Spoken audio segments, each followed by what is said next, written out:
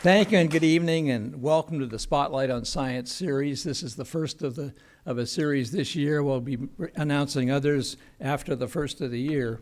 My name is indeed Bruce Clark, as Jerry said, and I'm co-chair along with Randy Heiler of our Spotlight on Science series here at the library.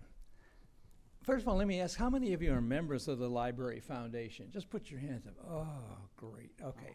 For those of you who are not, I really would recommend that you join. It's not very expensive, and what it does is put you in connection with a community of people here in Newport Beach and nearby areas that are interesting, exciting, curious, and a lot of fun to talk to whenever we have our meetings and get-togethers, and that those occur fairly often. The foundation is responsible for the dynamic speaker series that Jerry mentioned, and I was going to say not to mention Whitty Hall right next door, which although he doesn't want to take complete ownership of, the foundation was very important player in getting this Whitty Hall built. And it's going to be one of the finest pieces of architecture and most useful buildings in the whole city. But let's talk about tonight's program and speaker. Now, I don't know how much you know about hydrogen. I think we've all, for about 100 years now, know that it doesn't work very well when you fill up your balloon, your blimp or your dirigible with it. And so we don't do that anymore. And for about 75 years from now, we've understood that it wasn't a great idea to have our kids or our grandkids messing around trying to fuse a few of these hydrogen atoms together, especially in our kitchen or our basement.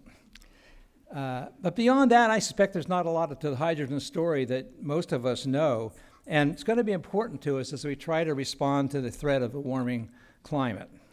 So tonight we have asked Dr. Jack Brouwer from UCI to bring us up to date. And I don't want to hear any groaning out there, but Jack is an engineer. Now, wait. Okay, I got some claps too, though. Okay. Most of us know that engineers play a critical role in bringing some of our best science to bear on the problems of the real world. And Jack and his team at UCI Clean Energy Institute are committed to doing just that. He received his PhD in mechanical engineering from MIT after an undergraduate degree from UCI and arrived back at UCI in 1997. And he's going to tell us about the progress of knowledge in the world of clean energy, especially from the hydrogen standpoint, and how it's going to impact our future. So please help me welcome Dr. Jack Brouwer to our Spotlight on Science series.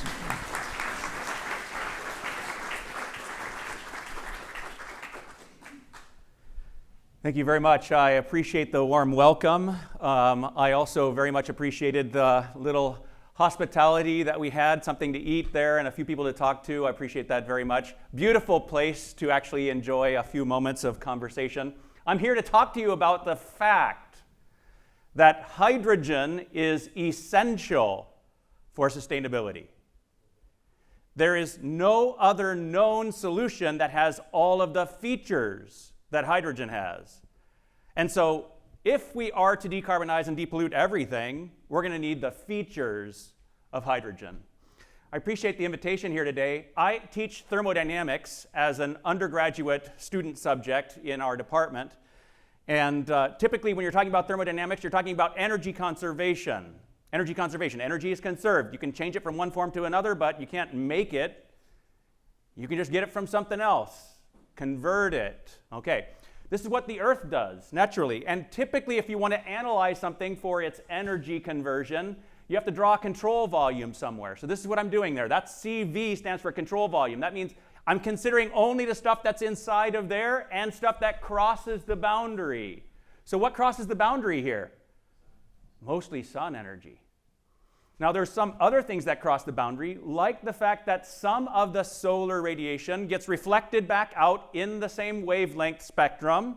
And as a result, I'm showing both of these as orange. The Earth also is hotter than space. So it radiates out to space. And it does this all the time. And as a result, it is radiating out to space all around, as you see it here. But it's in a different wavelength spectrum, right? So we have infrared and ultraviolet primarily. Ultraviolet's primarily coming in like this, okay? And infrared is what the Earth is radiating out, mostly, okay? And usually what people talk about when they start talking about this is climate change, right? Because you know that the molecules that we're putting out into the climate from our fossil fuels primarily are changing this balance. You've probably already heard about climate change before though, right? Haven't you? Okay, yeah, you have. Okay. So what I want to talk about is something different. It's really just the energy balance associated with this. Because it's very, very simple. There's only three things happening here. You have the sun's radiation coming in, and then you have the sun's radiation that's reflected, and then you have Earth radiating back out through. That's it. And over billions of years, this is the balance that the Earth has been in. This is the balance. And what did the Earth do for us? Well, all of the primary energy, except for nuclear, comes from the power of the sun. As a matter of fact, the power of the sun is what enables us to grow plants, to have animals eat plants, to have plants and animals die, to have volcanoes cover us up, and to have pressure. And the energy of the sun make what for us? Yeah, fossil fuels. All the fossil fuels, coal, natural gas, oil, these are all made in this very way from the power of the sun. Now, it took the Earth a while to do it, right? Millions to hundreds of millions of years, even a billion years or so. Some of these fuels are that old. So I have to draw a little hash mark because everything else happens on a way shorter time scale. Everything else. We have bioenergy. That comes in the form of corn, which is annually replenished, right? You have trees, you have grass that takes only months to grow, that you can, power of the sun, make energy in a different form. You can carry it around. You can make ethanol, biogas, or biomass out of these kinds of things. Hydropower, power of the sun. It evaporates the water, and the clouds are formed, and it drops the water at a higher elevation, and you got some hydropower. Sun power is making all of these things work, including even wind, right? Wind comes from pressure differentials caused by temperature differentials from sun power. And of course, sun power itself, solar power. The instant you use a unit of it up, another one comes at you. And there are probably going to be many, many generations of people that are going to still have the sun around doing this into the future. Okay? The power of the sun is what makes all of these possible. And so if you just think about the energy balance concept, you have to say that, hey, energy sustainability means that we consume or convert these primary energy sources at the same rate at which they are naturally replenished on Earth. Right? If we used these fuels here in the order of millions to hundreds of millions of years, it would be pretty sustainable. Is that what we're doing? No. If you look at fossil fuel use on some sort of timeline, like the history of humans on Earth, it's a delta function. It's like an instant in time in which we're using it all up. It's pretty obviously not sustainable, right, from an energy perspective. Even if we have no climate change, this is going to end. Just a few generations from now, we're going to have something totally different. What are we going to have? Okay, we're going to have no gas stations that are serving gasoline, but they're going to be serving some kind of molecule. We're going to also have a lot of charging stations. Okay, we're going to have all kinds of alternatives to this, because this is not going to be with us forever. Fossil fuel use is obviously not sustainable. Now, the good news is that we've had alternatives that we've begun to invest in. The most important one is solar.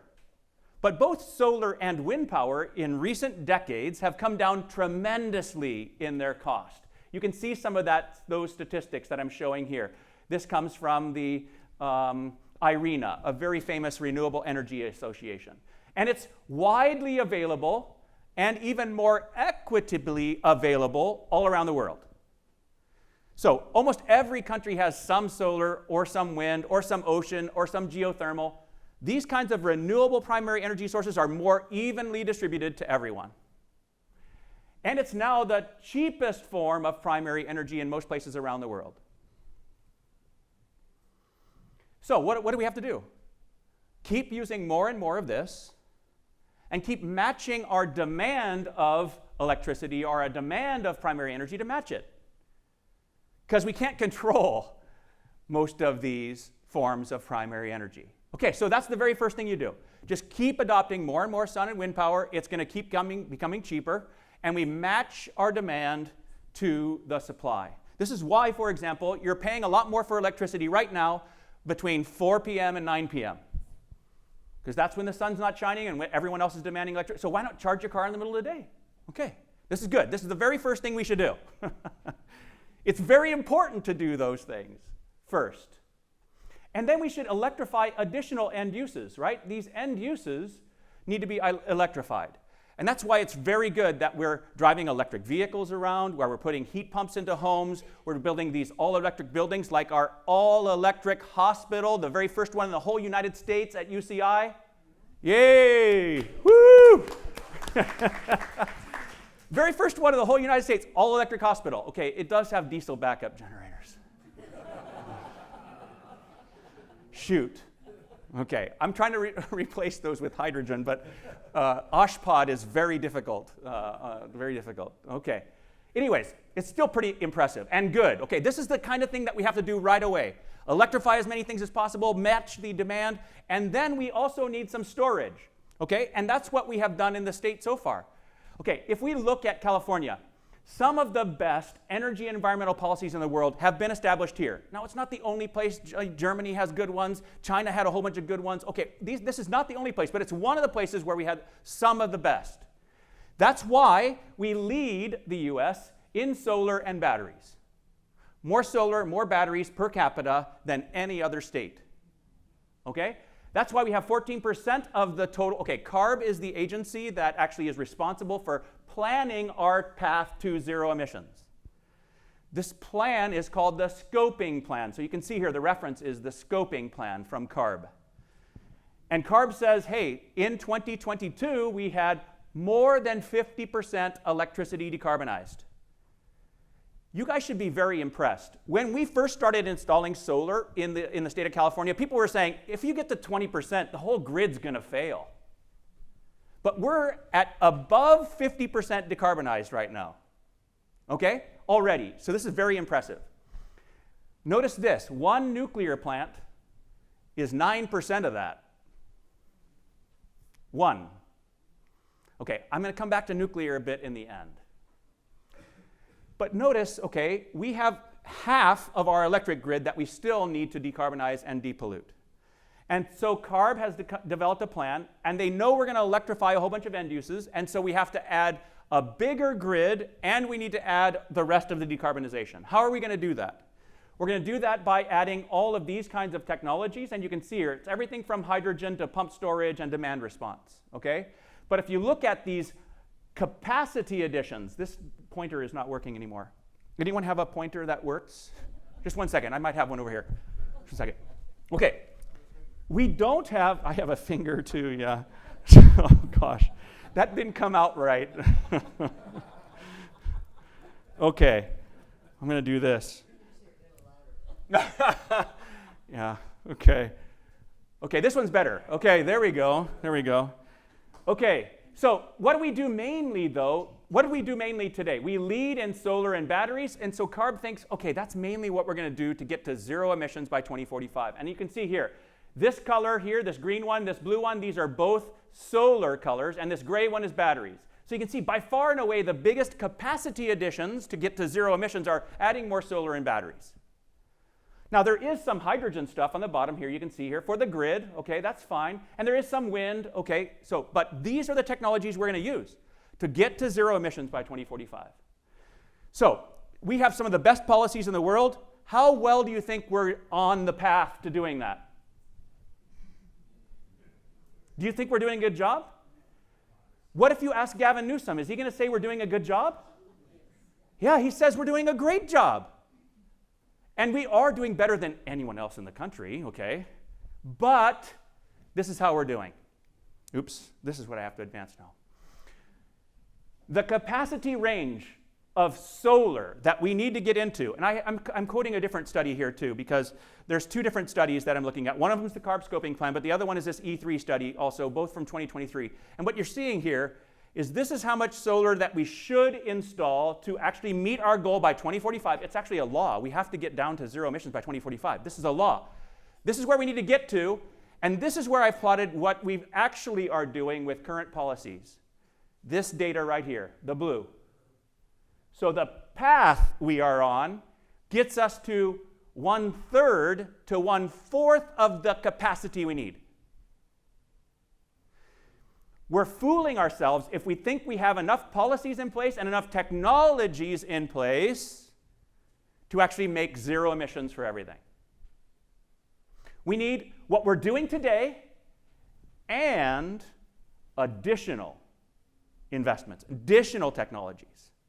Okay? I think this is super important. What we're doing today is pretty awesome, okay? But we need more, way more than that if we're going to do this. And this didn't even include AI. Oh gosh. Don't get me started on AI. The energy consumption for AI is like incredible, incredible. Okay, so we're not quite getting there, guys. And what are we going to do then? Oh, also, what's one of the reasons we're not doing this? One of the reasons we're not installing more solar and batteries is because we don't have enough transmission to take it from where it is produced to where we consume it. Most of us live on the coast, and most of the solar's east. We have a certain amount of transmission capacity. If you try to put in a new transmission line, how many years does it take? 14. Okay. Partly because we don't want the wires in our neighborhoods, right, as they're going through our neighborhoods and everything like that. But it just takes a very long time. And the rate of transmission growth is shown here. It's about 2% annual growth. You can see the Department of Energy, the UT Austin study. This is 2020. This is an estimate for 2031. That's about a 2% annual growth. But the study that Princeton did, Princeton grad over here. There's a Princeton grad over here. Oh, there you are. There, I see you. Okay. The study that Princeton did, it's the net zero study, Princeton net zero study. It's a very famous study. They estimated how much transmission they needed to make their, the whole country zero emissions. And this is the transmission capacity we needed. We needed to have almost 1,100,000 gigawatt miles. But this is the path we're on. Do you think this is actually going to happen? It's not going to happen. It's not going to happen unless we have an alternative that we add to what we're already doing. Okay, what else is happening? What else is happening is we're paying negative prices for electricity. What do I mean by that? It means that we're paying other people to take our electricity so that we can get the credit for it being renewable, okay? But we're paying them to take it from us. You may know that this is a very common practice in electricity markets today. Maybe you don't, but this is Europe, okay? And you can see there are many countries, especially Finland, they're leading. They have 467 hours of the year, okay, in 2023, where they sold electricity to their neighboring countries for negative prices. Paid them to take it. Okay, yes. Just wait, we're doing it too, so don't laugh at Finland. Okay. Okay, but then you can see all these other countries too, because they're installing renewable energy, and then they get to a maximum capacity that the grid can handle, and then they got to get rid of it. But they want to keep the credit for making it. And that's why you have to sell it at a negative price, because you keep the credit for making it. And basically, this is happening 2 to 5.3% of the time in Europe right now. Okay? And this is also happening in California. Besides it happening in California, we are also turning off some of the solar farms and not paying them anymore because we can't accept new solar capacity on the grid, especially solar capacity, but it's happening to some wind too. And this has been the trajectory. This is coming from the Cal ISO data. Okay, this is the California Independent System Operator. It's the grid operator in this region. Okay? We have more than 10,000 megawatts of batteries stored. Remember, I told you we lead the whole nation in per capita battery energy storage. We have about 40 gigawatt hours of battery energy storage, but we're still throwing away solar. Okay? Throwing it away. In other words, it's hitting the panels that we've already paid for, but we open the switch and say, I don't want it. I don't want it. I can't handle it right now. Okay? That's literally what we're doing.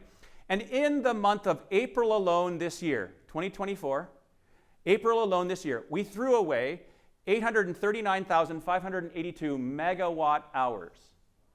Yeah, we threw it away. Okay, everyone knows that we must actually build more sun and wind power than we need and throw some of it away. But the trajectory we are on, especially because we also are leading in battery energy storage, is not sustainable. Almost every megawatt that we put of solar on today, onto the grid, is curtailed. So why build another solar farm unless you're going to use it directly yourself, right? Use it directly yourself. Okay, this is basically highlighting the fact, okay, yeah, there's more than 2.6 million megawatt hours curtailed in 2023. It's worth more than 220 million wholesale. It's worth way more than this even retail. I have to correct this number for the higher rates. But we could have made more than 50 million kilograms of hydrogen, fueling more than 220,000 fuel cell vehicles, just with the stuff we threw away last year.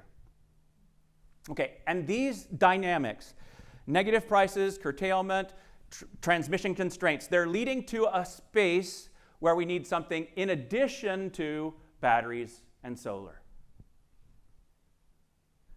By the way, this is what some of those battery farms look like, right? This is one in Menifee, okay, Menifee, California. You can see all these containers, right, and transformers and everything.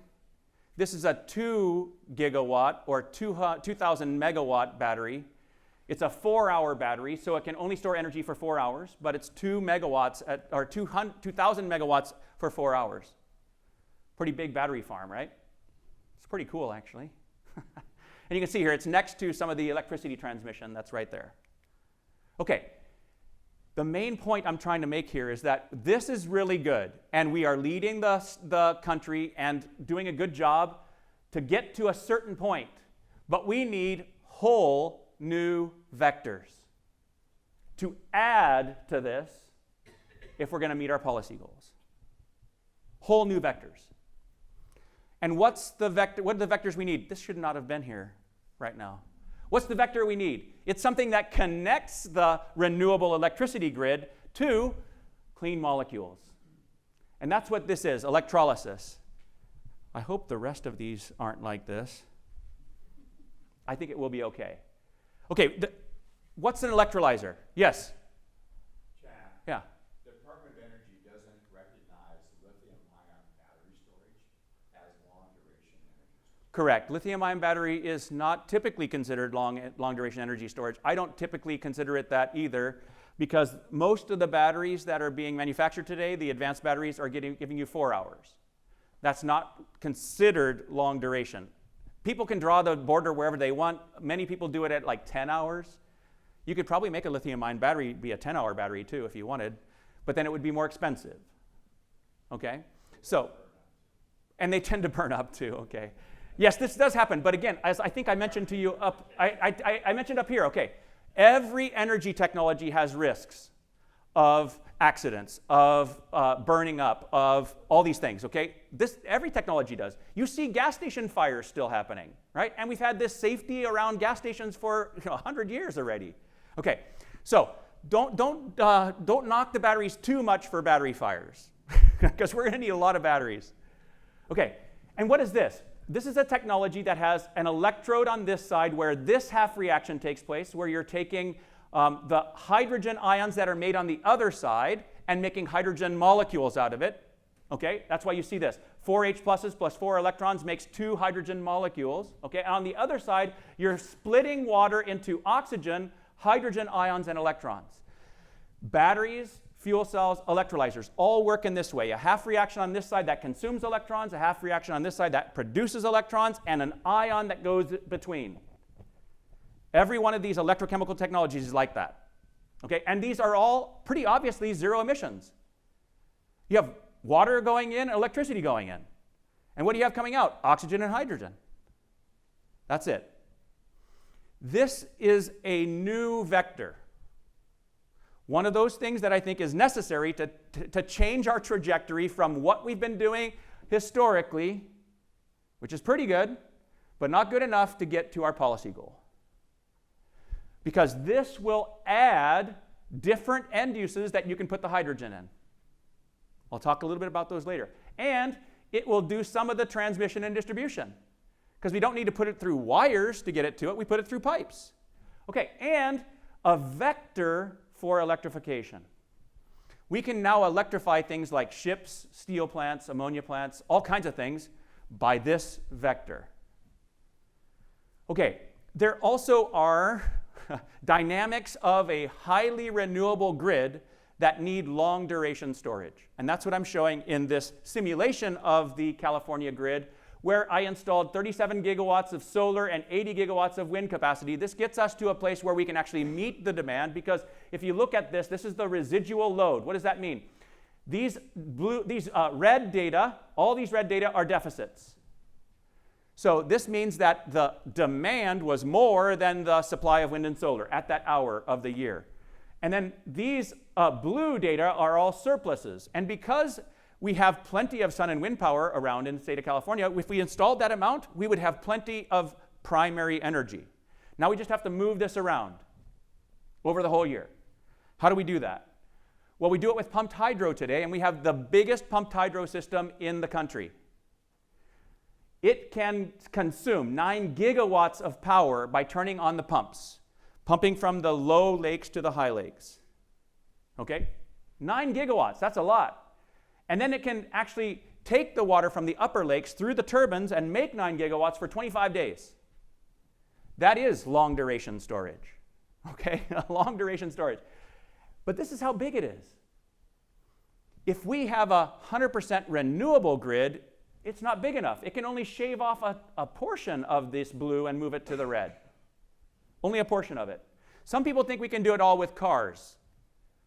But if we used cars, they would have this size of an energy storage if we had all 21 million light and medium duty vehicles turn into EVs and used them only for grid storage. What this is suggesting is that the batteries that we use are not going to be big enough for the magnitude of storage we need for a highly renewable electric grid. The only thing that makes sense is making a molecule, hydrogen. And if we just changed our current gas storage fields to hydrogen storage fields, this is how big it would be. This is not building any new ones. Okay? It's just using the places where we currently store natural gas and converting them to hydrogen. This is how big it is. It's the only one that could possibly be called seasonal storage to convert this huge amount, okay, of the surplus to the winter months from the summer months. Okay, so every place around the world where they are trying to do very big seasonal storage, they either do it with pumped hydro or they do it with a molecule. Hydrogen's the zero emissions molecule that you can do this with. And it's because of separate power and energy scaling that that you can do this sort of thing. If you think about it, a battery comes with the amount of energy and the amount of power. Does that make any difference? Power and energy, same thing, maybe? It's off by a factor of a time or an hour. Is it the same? It's kind of different. I'm sorry. Okay, think about it this way. If you have a megawatt power output that you're being used to charge your vehicle, and you leave it on there for an hour, that's a megawatt hour of energy. And batteries always come with both units specified because it's a battery and it has a certain amount of energy inside, but it also has a certain rate at which the energy can be taken out. Power. Okay? How about hydrogen? Hydrogen just has a rate for the electrolyzer, a rate for the fuel cell, and it has a tank in between that you can size any size you want. Okay, so this is the feature that you need. Separate power and energy scaling. Okay, and this can do it. I've got to use both of these things. Okay, what else can hydrogen do for us? Today, we have a very reliable electric grid. As a matter of fact, if you look at our electric grid, we're at 0.9997 reliability. And we only have one outage per customer per year, 1.017. But the main reason we do have such a highly reliable electric grid is because we have pipelines delivering gas to the gas-fired power plants. Remember when Governor Newsom says, hey, LADWP, you can't keep those plants on too long. They say, no way, we have to keep them on or the lights go out. This happens every year, right? During heat waves and everything, right? You hear about this all the time, right? And it's because the gas system has an even way higher reliability and much less outage rate per customer per year. Underground delivery of energy in pipes is more reliable than overhead wires, okay, and even than underground wires. Okay, so using both the gas system and the electric system, or a zero emissions gas and a zero emissions wire, is the very best way to have a reliable zero emission system. And I'm showing here all kinds of instances in which fuel cells operating off of gas were able to run through natural disasters, all kinds of things. We're talking about the Manhattan blackout, the Ridgecrest earthquake here. This was the fires down in San Diego. These are winter storms, hurricanes, all these things. You can actually run the power plant because it has underground delivery of the fuel. Okay. So it's the only known way to get the required reliability and resilience. Okay, there also are heavy-duty applications. And these might like hydrogen better than batteries. There's always going to be a crossover point where you have sufficient rapid fueling or long range or large payload requirements that the lightweight features and fast fueling features of hydrogen are preferred. Okay? Okay, we're going to have a lot of big rig trucks that are batteries. We're going to have some ships that are batteries. We're going to have some aircraft that are batteries. But once you cross a certain threshold of capacity, you're going to need the lightweight features of hydrogen. How about other things that need the chemical itself? They need the chemical to make the iron ore into iron, to make steel. You need to have something that reacts with that ore. Or cement that needs to react with the ore. Or plastics which use the H's. Or ammonia and fertilizer which uses the H's. You need the H itself. Computer chip fabrication or pharmaceuticals. All of these things actually have a demand for the hydrogen gas or a reducing gas. I keep having to do this. Okay, there's many other features that hydrogen can provide. I have 11 that I summarize together with my awesome graduate student and postdoc in a paper we published in 2019. You can read this. It has the same title as my talk today, if you want more information. Okay, we also were able to convince the US Department of Energy to invest in this technology. I say we, I don't know, I think I say we because I started working on hydrogen 27 years ago. And I knew we needed to invest in the infrastructure to make hydrogen cost effective. We knew that already way back when. And we're so fortunate that over the years, the US Department of Energy has done their own studies. NREL did a whole bunch of awesome studies over the years. We weren't the only ones, but a whole bunch of people did awesome work to suggest that, hey, let's take a chance. Let's invest in the regional infrastructure in a few places and see if we can make the cost reasonable. Start to compete with fossil fuels. And the best hub that was proposed to the US Department of Energy is the California Regional Hydrogen Hub, ARCHES. The Alliance for, the Alliance for Renewable Clean Hydrogen Energy Systems.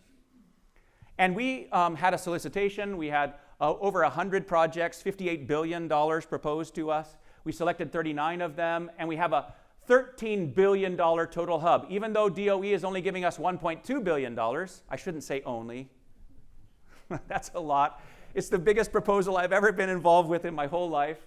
But it comes also with $11.7 billion in matching funds from various places, okay? That includes cash from the companies that are participating, bonds from the municipalities, private finance, transit fees, port fees, and some from the state.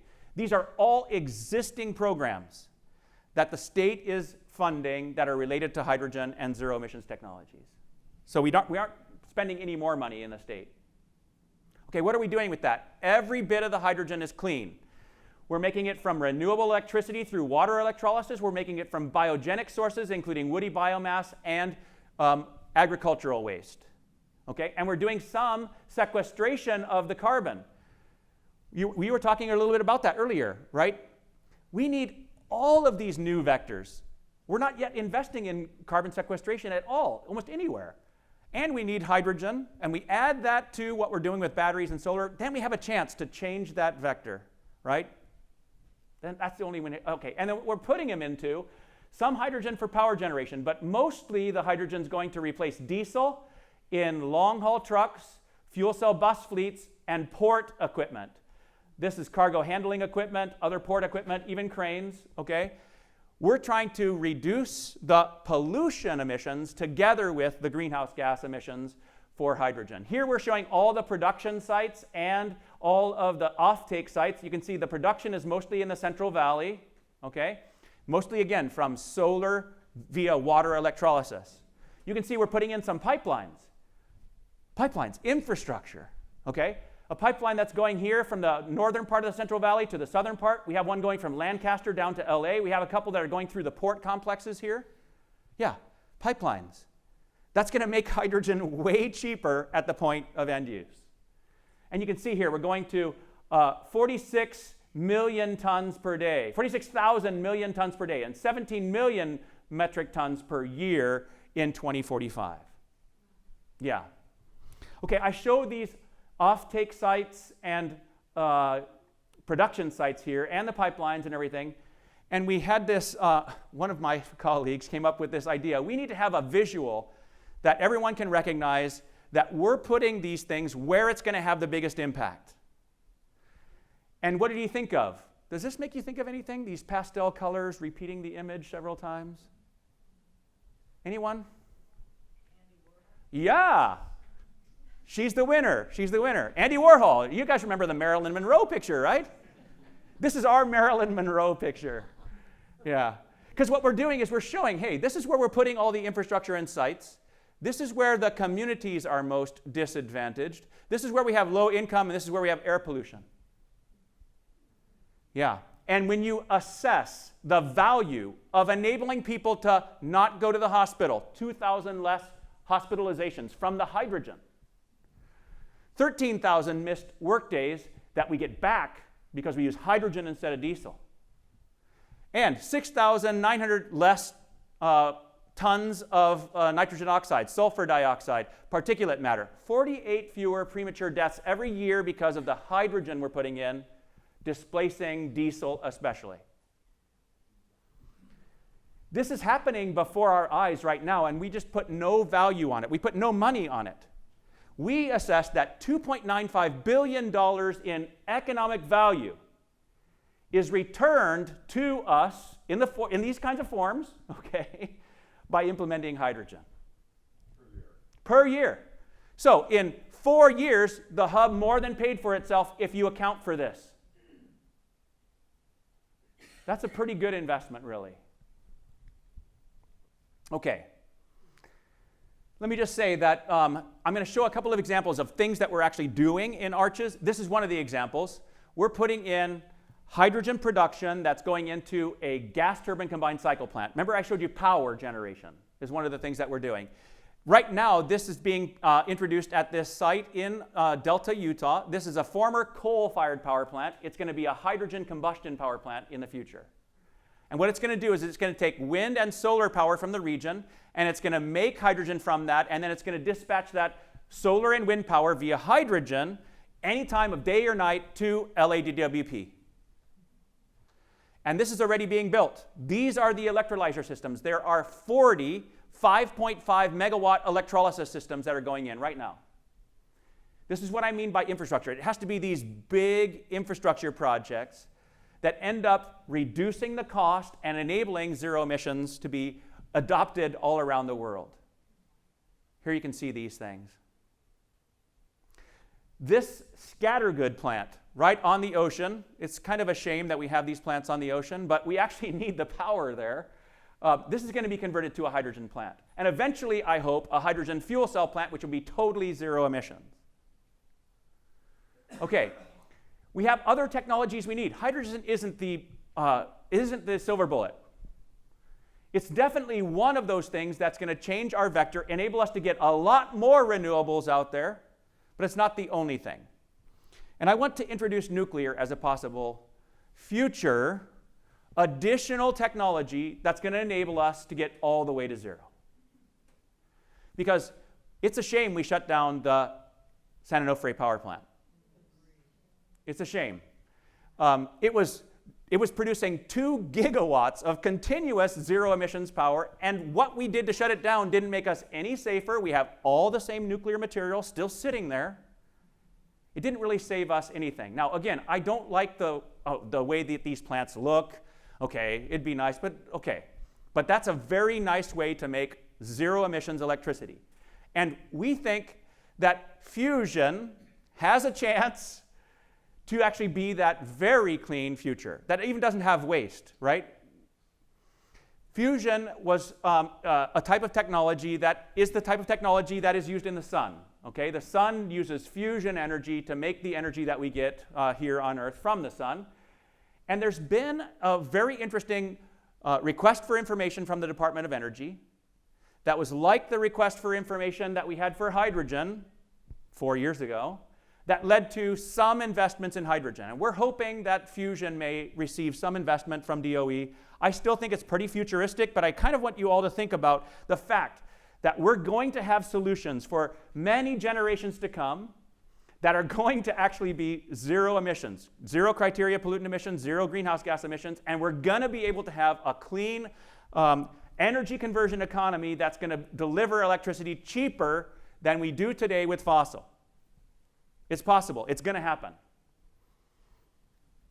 Okay, we put together a response to that RFI with these partners here that you can see.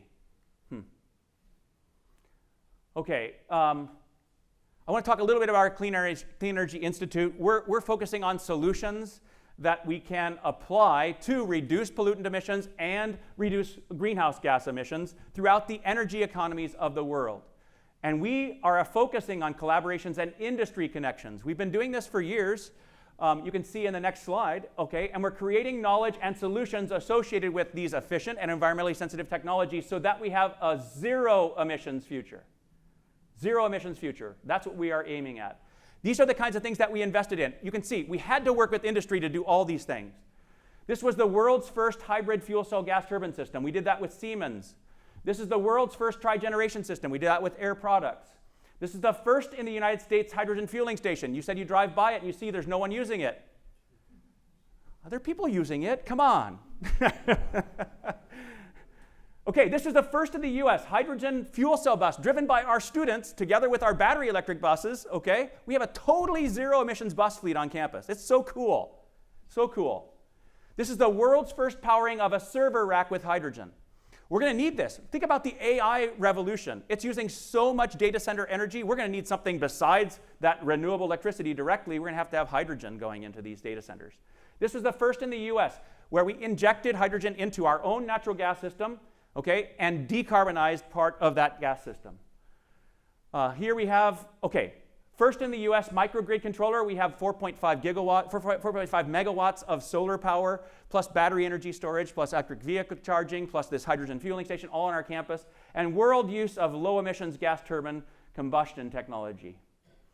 So we at UCI are making a big bet on electrochemistry and hydrogen technologies to actually provide some of those new solutions that we need. It's also a big part of what DOE knows we need to focus on next, because they announced this Earthshot for hydrogen, $1 for 1 kilogram within 1 decade. This is a very difficult target to reach. If we reach $1 per kilogram of hydrogen, it's going to be very big. We're going to use a lot of this if we can get that low. Okay? It's very, very difficult. Or storage, 90% reduction from 2020 costs with 10 plus hours. This is the 10 plus I was talking about earlier for long duration storage within 1 decade. Or carbon negative, less than $100 per ton of carbon abated within 1 decade. Okay, this is our motto. Clean energy for everything and everyone. Okay, we're 50% decarbonized in our grid today. Where most of our emissions are in the state of California is in transportation and industry, and that's almost 100% fossil still today. Okay? It's so highly fossil that it's like embarrassing almost. Right? We got to have solutions for everything. Not just some things, okay? And for everyone. Because there are people that are left behind. If you look at where all the Teslas are, I'm talking to all of you in Newport Beach, man. And I own a Tesla too, okay? So I can't talk, okay? But really, it's for the rich right now.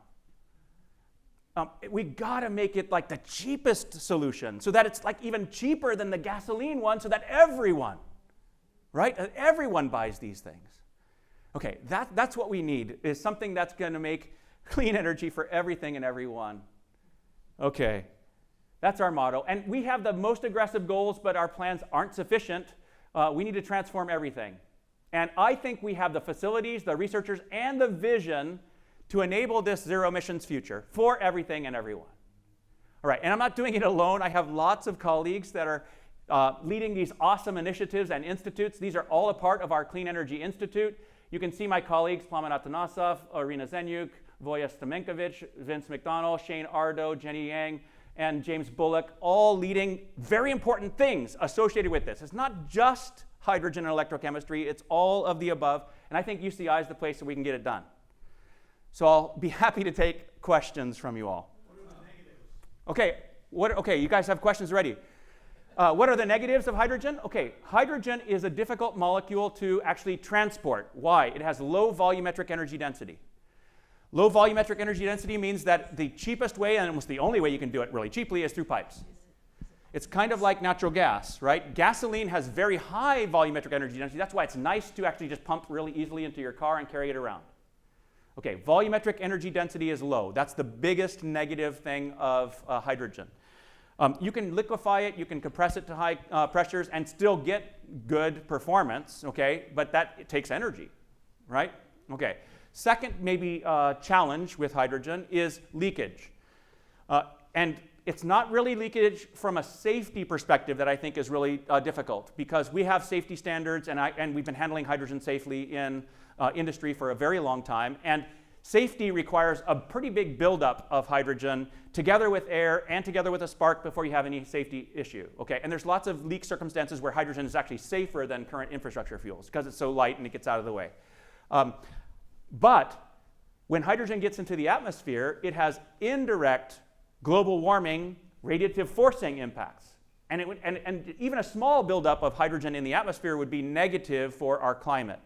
Okay, so I think these are the three biggest things that are negative. So we don't want hydrogen to leak. We have to figure out ways to move it around in society because it has low volumetric energy density and the leakage itself. Okay, I think those are the biggest challenges. Oh, yes. I apologize, it's been a long time since I did chemistry. Sorry. Oh, okay. It's been a long time since I did chemistry. But okay, yes. You're using water and electrolysis to generate hydrogen. Yes. So how much water do you need? And we have a water issue here too. Yes. Is that a problem? Okay, very nice question, and I get this question often, okay?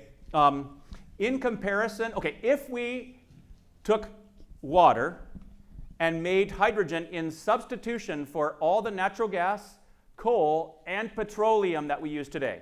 So this would be like way more hydrogen than we're gonna need to make. Okay, but if we did it for all three of those, we would use less water than we currently do to make those in society, to convert those in society. Okay, so yes, it's a big water demand, but it's not the magnitude of water that is the challenge. The real challenge is geospatial. Geospatial. Why do I say that? We already have big pipes that go to all the refineries. We already have big pipes that go to all the central power plants and doing all this kind of stuff. And that's already there. But do we have big pipes that go to Lancaster? Do we have big pipes that go to Palm Desert, where we're going to put all those solar farms? Okay, it's the place where we don't have water that is the challenge. Okay, we use 2 orders or 3 orders of magnitude more water in ag than we will ever use for hydrogen. Orders of magnitude, that's like 1,000 times more water in ag than we will in hydrogen. Okay, so again, it's not a magnitude problem, it is a geospatial problem. We have to build a pipe to take the water to the desert where we do the solar, or we have to take a wire from the solar and move it to the water and make the hydrogen there. One of those things we have to do. Yeah. Okay, next. You have a mic? Okay. Yeah, how useful is the existing natural gas infrastructure to transmit hydrogen?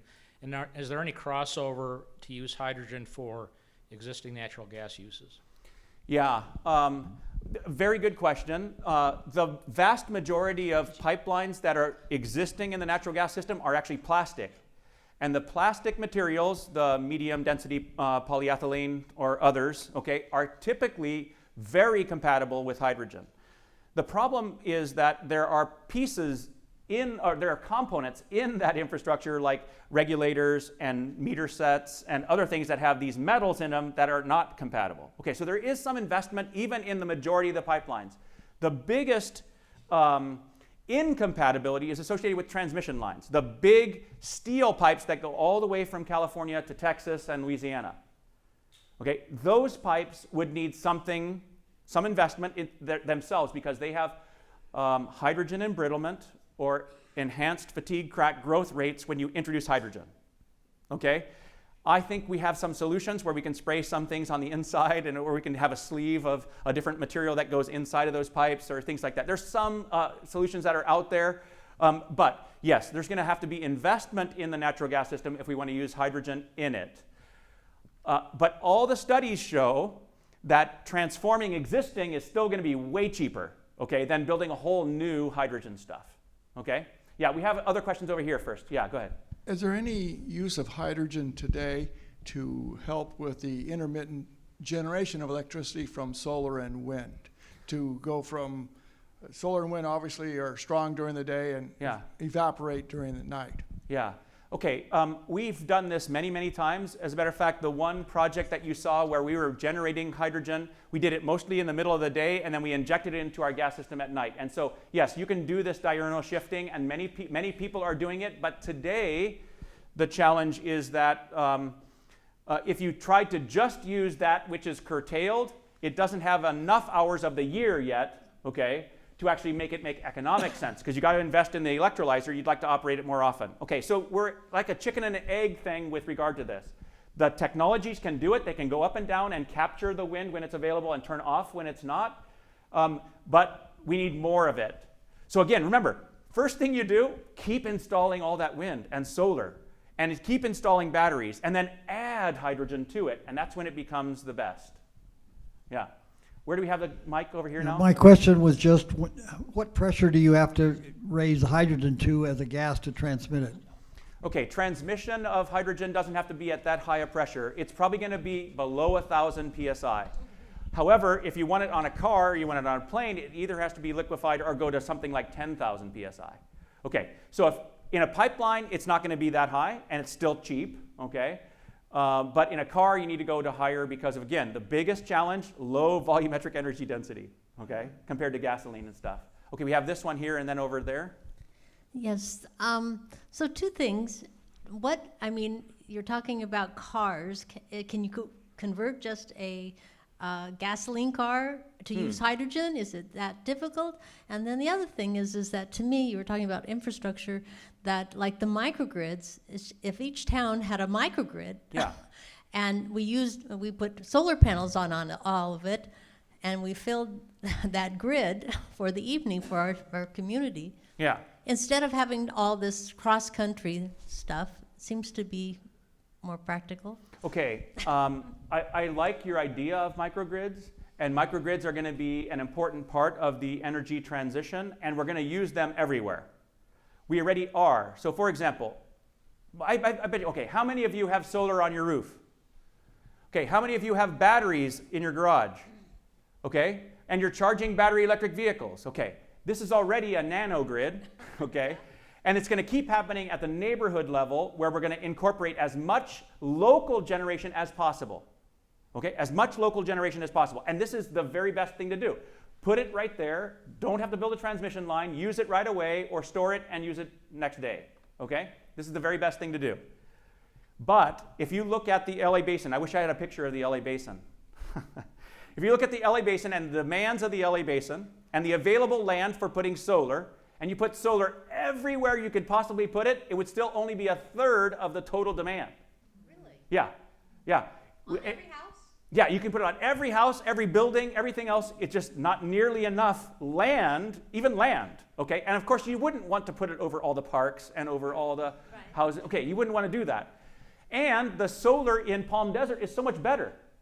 So it's inevitable that we're going to get more and more of our primary energy from out there. We have to get it from out there. It's not possible to make it all right here, Okay? Now, if you live in Palm Desert, of course you can do it right there. You have more land, and you have the good solar, and it's right next to you. Okay, but who's living in Palm Desert? Not nearly as many people as are living on the coast. Okay, because that's where we want to live. Okay. Again, it's kind of, it's not physically possible to do everything with these microgrids that you're describing. You can do some. Okay, I'm not talking about cars so much as I'm talking about heavy-duty vehicle applications, because heavy-duty vehicle applications really need hydrogen. Cars don't necessarily need hydrogen. They can use batteries that are really good. It's a total different machine. Yeah, okay. That is the fuel cell machine that looks like this electrolyzer machine. It's electrochemical. It's electrochemical. It converts hydrogen and oxygen to water and electricity. In the vehicle. In the vehicle. Yeah, that's what the Toyota Mirai does. It's amazing. It's totally zero emissions. Okay, that's what it does. Now, you also can convert hydrogen and oxygen to water in a combustion engine, which would mean that you'd have the same kind of engine in your car as you currently have today that would burn the hydrogen. It's not as good as a fuel cell. Why? It's less efficient. That's the very first reason. What's the second reason why it's not as good? Okay, no, but that's compared to gasoline. Why is it not as good as a fuel cell? Creates pollution. Pollution. What pollution? Nitrogen oxides. Okay, when you burn the fuel, you make nitrogen oxides. You make this high temperature environment where the nitrogen of air and the oxygen of air reacts with each other, and it makes NOx emissions. So you don't want to just convert the same engines that we're using today too much, okay, with hydrogen, because you still have pollution problems. Yeah. Yeah, thank you. Thank you. That's a very multifaceted question. Okay, I had another over here, yes. So you're talking about all the production of solar panels Yeah. and batteries Yes. and what does it take to make those? And then you're talking about what's the lifespan and then disposal of all those Yeah, things yeah. that you want to spread all over our natural environment. Yeah. Okay, so if we are to make an energy economy that is sustainable, we should account for the life cycle of these energy conversion technologies. And batteries are one of the worst today, I'm afraid, okay? But that's not always going to be the case, okay?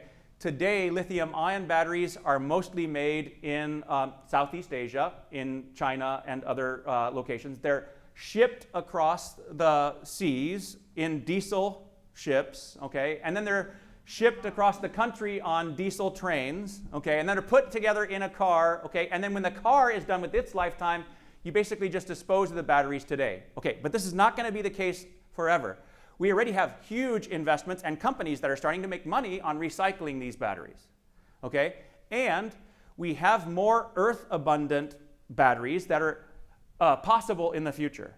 So we don't always have to depend upon certain regions that have the cobalt and the lithium and the more rare metals for the batteries of our future. Okay, so there's going to be a battery energy future that is quite sustainable, but we do have to address these issues of where we're making them, what the emissions are associated with making them, what the emissions are associated with moving across the world, what the emissions are when we dispose of them. Okay, all of those we can account for, and I see a pretty bright future for batteries, even though they're not so clean today. Okay? Yes. Okay, who has the mic over here? Okay, go ahead. So I just have a question about the reliability of the fuel cells. So Yeah. I know, like, in my school, we have a little program, an engineering program. We work with fuel cells, and typically they don't last more than like 1 or 2 years. So I'm wondering if you're putting these fuel cells on like a big plane or a big truck, and you're using them all over the world, and they're being used so heavily and they're so Yeah. important, how long are they going to last? If you have a car, it might last 10, 20 years, right? But if you had a fuel cell, is it going to last with that continuous use practically for that long? Yeah, so you were a participant in the Hydrogen Grand Prix here? Yes. Okay, sweet. Okay, so this is a really cool competition where students actually build cars and race them. This was at the RE Plus, right, event that you guys did this just recently? 1 month ago, yeah. And they race these hydrogen cars and try to win a prize.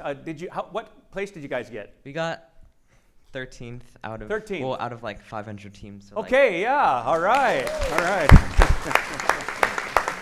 Okay, the fuel cells you used might not last very long, but the Toyota Mirai is a good example, but so are other fuel cell vehicles, the Hyundai Nexo and the Hyundai the Hyundai fuel cell electric trucks that they're building today. They're lasting as long as internal combustion engine trucks and cars are lasting. Okay, so you can make them last long enough.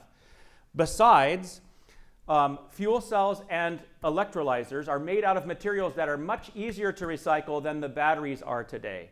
So they're made out of carbon and then use precious metals like platinum and titanium and iridium, okay, that can be recovered when you recycle them at the end of life.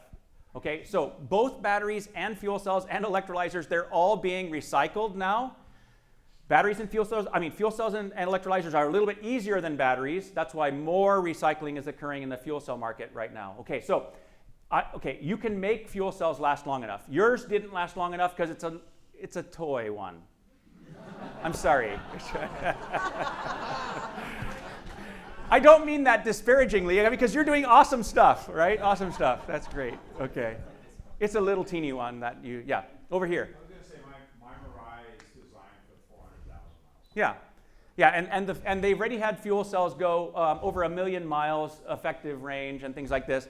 You have the same thing happening with battery electric vehicles. They're going 1 million miles. Okay, this technology can be made to last long enough. Okay, I'm certain of it. Yes, back there. So my question is, would you comment on other ways of producing hydrogen? It's my understanding that the government is funding projects to convert to make hydrogen from natural gas, from methane. Yeah. Today, the cheapest way to make hydrogen is to make it from natural gas via steam methane reforming. That's why almost all of the fertilizer depends upon natural gas. That's why fertilizer became extremely expensive in Europe, is because they had the natural gas shut off from Russia. Okay? We make hydrogen from natural gas. That's the cheapest way to make it. Why is that the cheapest way to make it? Because natural gas is the cheapest fuel that's around. It's a lot cheaper than solar energy is per unit of energy. Okay, so this is why we make hydrogen primarily today from fossil. It's the cheapest source that's around. Now, if we want to do that in a more clean way, what we could do is capture the CO2 and sequester it. That's part of what we're doing in Arches. We're taking bioenergy and we're putting it through a steam methane type reforming process, and we're capturing the CO2 and sequestering it. This gives us actually negative carbon intensity because it's from trees and from ag waste, which came from the sky, right? The CO2 came from the sky to make the plants, right? We're taking CO2 out of the sky and putting it into the ground. Okay, so this is another way that you can make it, is through bioenergy and fossil if you want. And as a matter of fact, for example, the hub in Texas that was funded is a fossil plus carbon capture and storage hub. Ours is all renewable in California. Okay. So is that sequestering of the CO2, is the rate of destruction of the CO2, putting it back into the ground, is that a sustainable rate, or is that a much slower rate, which is the same problem that we have with our global warming? Okay, very good question, I'm so happy to hear you say rate. Okay, most people who ask a question like that aren't even thinking of a rate-based process, because how long did the Earth take to make this stuff, okay? And what's the volumetric energy density that coal or oil or natural gas had when it's underground as it's being made? Okay, we're not going to be able to keep doing CO2 sequestration and putting it in those same spots, because CO2 has way less carbon density than does the hydrocarbons that it started down there. So this is something that I think is a short-term solution when you're considering generational energy conversion. So CO2 capture and sequestration is a more short-term solution. On the other hand, if we could take renewable biogas, which takes carbon out of the air and put it underground, this has a huge impact on climate. Again, remember, starting from taking it out of the air and putting it down there is more effective than just taking it from fossil out of the ground and then putting it back down there. That will never reach a balance, right? Okay, so most of the climate models really like the BECCS technology, bioenergy carbon capture and storage. BECCS. It's a really popular technology in the climate models. Okay, I think we have time for one more question. Most burning question in the room? Okay, we have a lot, I'm sorry. Just a quick question. What's the education system doing to provide education, degrees for all this energy sustainability, this new industry? Okay, do you mean at the university level, or do you University, mean at, vocational, high school, just Yeah. the whole education system? Yeah. So let me just say that I've been investing in this for the last, 30 years or so, okay? And almost every single one of my graduate students has been a major investment. And they're out there starting companies, and they're out there working at national labs, and they're professors at other universities, and they're making a difference out there. That's like my main product. I'm so proud of my students who are out there doing these things.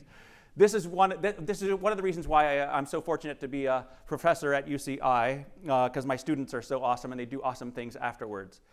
But also, in our classes, we teach this stuff, right? We teach this stuff in our classes. So not only my graduate students, but other people who are just exposed to it for a while will see this stuff. In our Arches program, we have several millions of dollars, 350 million as a matter of fact, $350 million that are going to workforce training and educational aspects of introducing this hydrogen economy. So it's going to, let's say, union training programs, apprenticeships, to trade schools and things like this, where people are getting trained to work in this industry. These are just examples of things that are part of what I am doing and what our community is doing. I would suggest also that our elementary school through high school curricula has incorporated a lot of these concepts in our science education. Okay, and I think that's been a very helpful thing. It's been very helpful to me because I have so many students who want to come and work in this area. And they wouldn't want to come and work in this area unless someone told them about it all along, right? So now you get really super smart people like him, who's going to be a graduate student in my classes some year, maybe, okay, maybe. Because he's heard about these things, right? And he's had the education along the way. So I hope that partially answers your question. Okay. Thanks very much, Jack. Let's give. I think there's coffee and some cookies back there. If we can convince Jack to have a cookie, he can probably answer some more of your questions when you're in the back of the room. Yeah, I'll be happy to. Thanks very much, and we'll see you at the next meeting. Bye.